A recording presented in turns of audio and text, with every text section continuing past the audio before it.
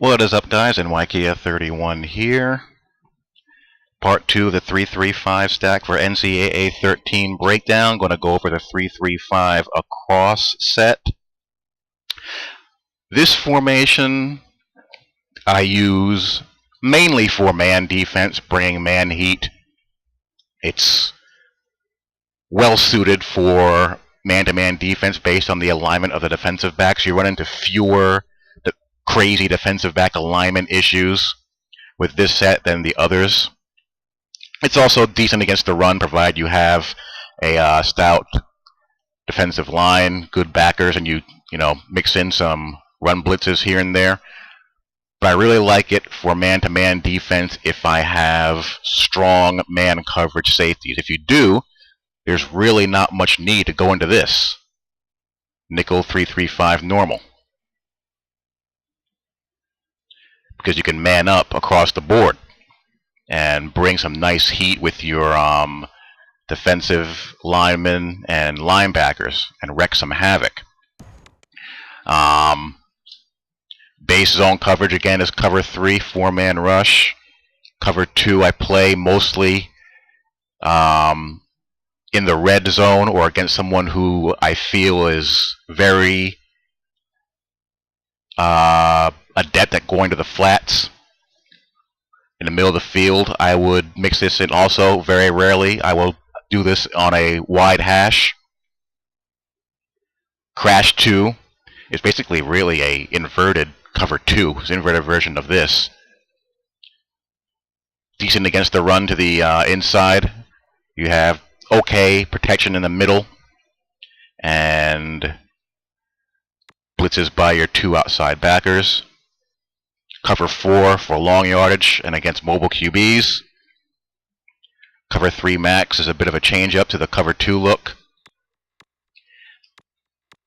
But let me just show you a couple of things that the set does well. OLB fire is very good against outside runs from most base formations. Let's go outside handoff, random play. I'm on default Heisman here.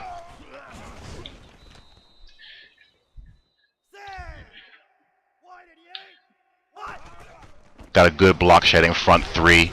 Got Manti Te'o. And it's not easy to get to the outside. If you need to spread the linebackers, do so. Heisman.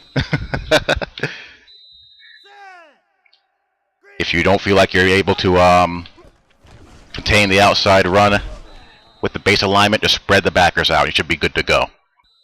Against the pass, let's run it against the counter also. Here we go. 59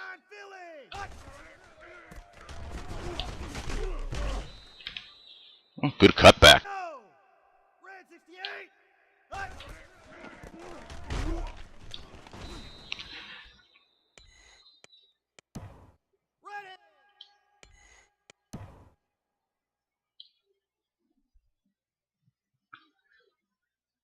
Defensive end just bulls through that gap there and makes the play. Blows it up in the backfield.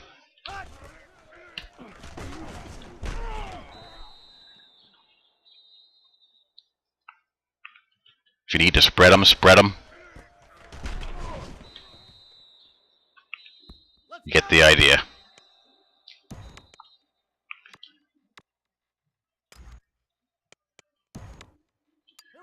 Pitch. Might have some problems here depending on what kind of team you're going up against. Wisconsin or a team like that, you might have to put in the defensive tackle packages and spread the line if they're going to run power tosses at you, because that could happen.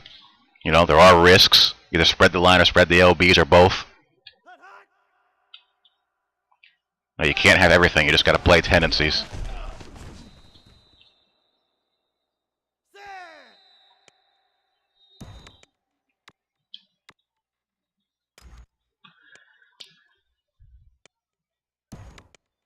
Against the pass, I mean, it's, nothing exotic. There's a double outside blitz. Just basic 5-man pressure. You may want to slant to the defensive line and re-blitz an end or two, like so.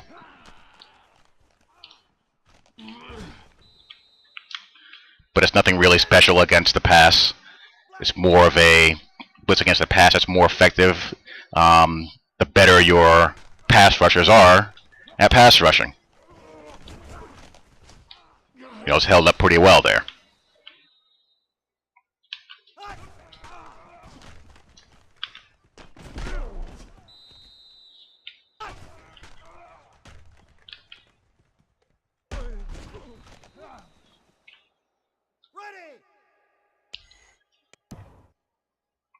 It's just one of those blitzes that's only going to be as good as the guys that are coming and the coverage behind it.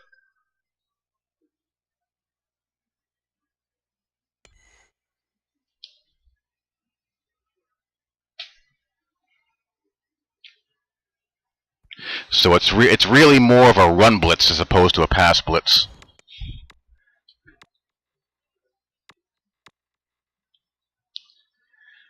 Middle blitz. If you have good man coverage safeties, this will bring some big time heat. You can do that.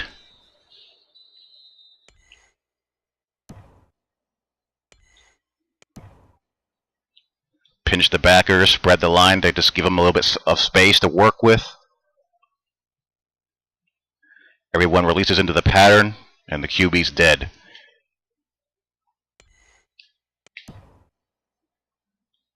Or you can spread, pinch, slant, or blitz.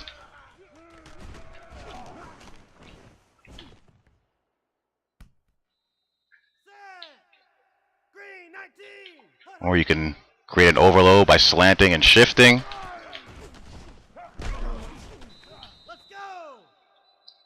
Or you can create an overload by slanting and shifting and reblitzing.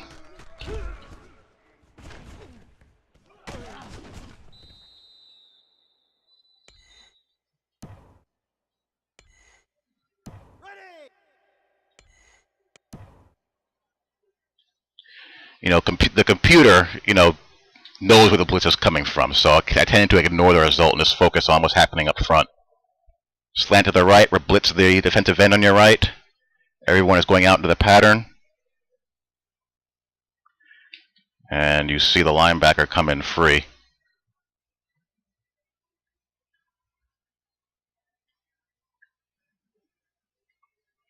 It's going to force someone to keep a back in or a tight end in, or that's going to be happening to them a lot.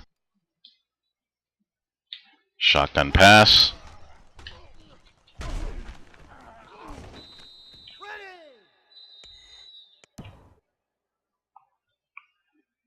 Again, if everyone is sent into the pattern, it's toast. There's not going to be a lot of time for something to develop downfield.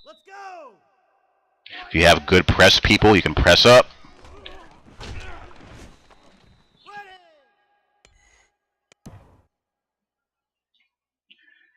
Shift and slant the defensive line, shift the backers, home free if no one is in there to block.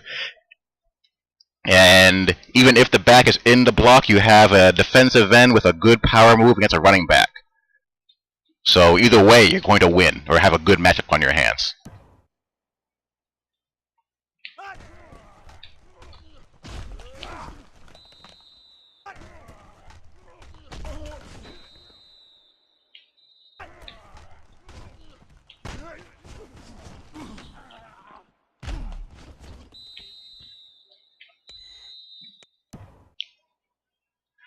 That time the back is in the block. Remember what I said about having your defensive end one-on-one with the back in this situation? He just has no chance. And he runs a rollout pass right into him. And Heisman bails him out a little bit, but you see the idea.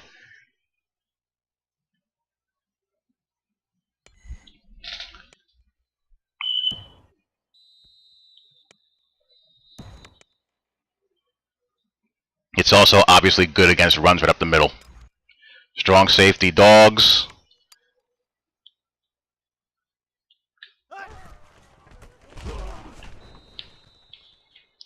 No chance on the counter.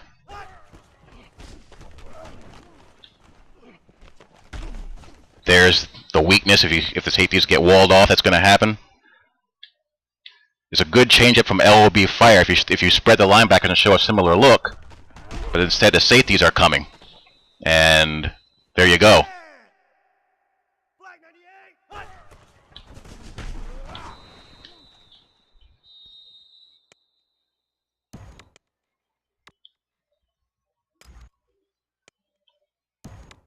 Ready. Flag 68. Hut. Here we go. Green. Nothing. Hut, hut. Hut. Ready. Wide 50. Wide. If you've been bringing OLB Fire a lot, you show that as a changeup, and the safeties get in instead.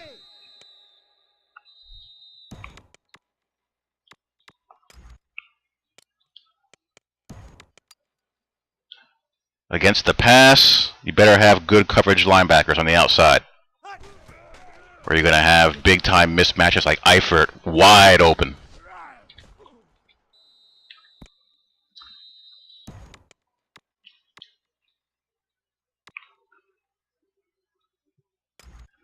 Monster Green. Overload blitz to the right, safety blitzing backside. Set.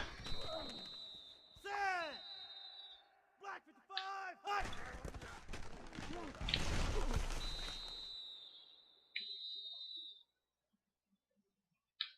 Hut. Hut.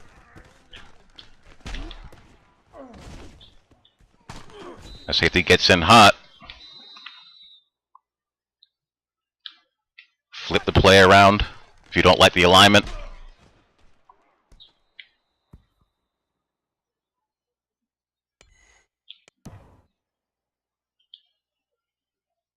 It's going to take a quick decision. Again, the back was left in here to block, but if the back isn't a good blocker, he's going to get shrugged off. And the linebacker almost got him. You can do stuff like this, slant, shift, shift.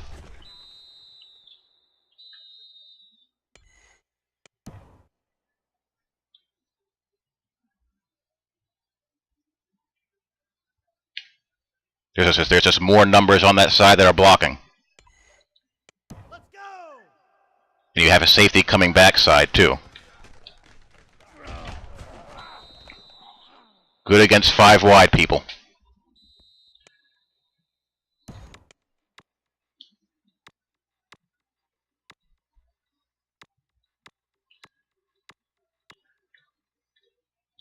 Strong safety zone blitz if you have good athletic, quick defensive ends.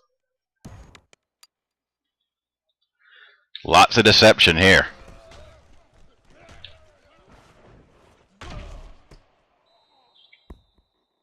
Flats are going to be open. Here we go. Flats will be open, but look what's covered.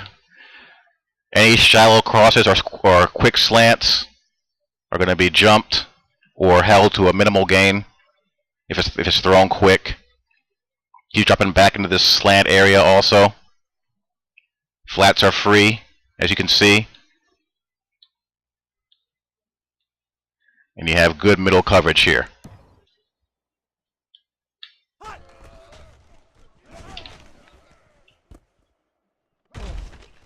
You see the flats, the area of vulnerability there. But if someone is trying to throw quick over the middle, you can definitely get picks with defensive ends and linebackers. The computer's trying to get to that flat area because it knows that it's the only place that's going to be open.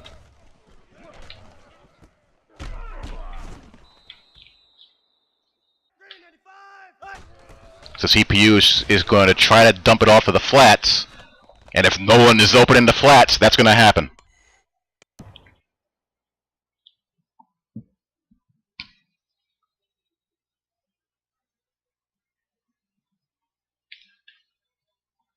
See the confusion that causes? this offensive tackle doesn't know whether to pick up him or him, and he's late.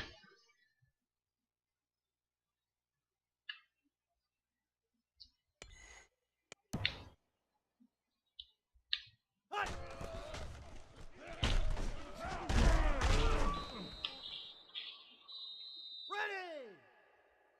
Red 18!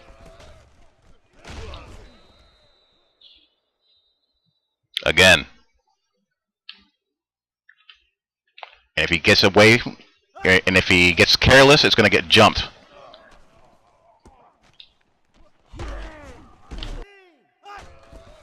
So if you're willing to give that up, or in a position down and distance-wise where you can afford to give that up, this is a good play to call.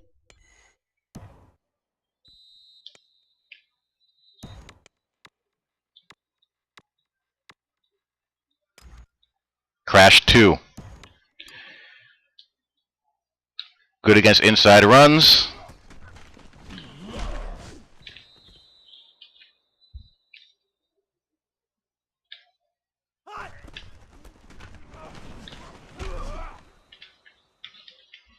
Here we go!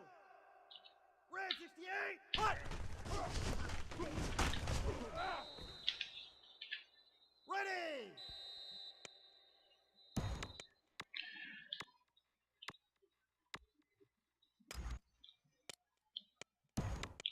Ready!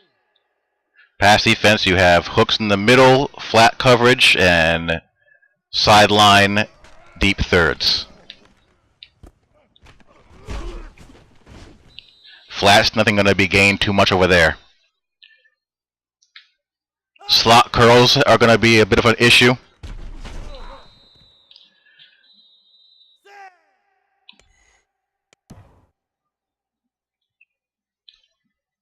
He wanted to go here. But I jump it early, and he tucks the ball and tries to take off.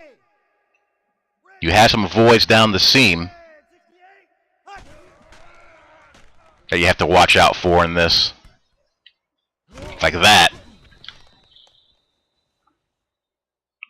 But it's good for flat defense and deep sideline.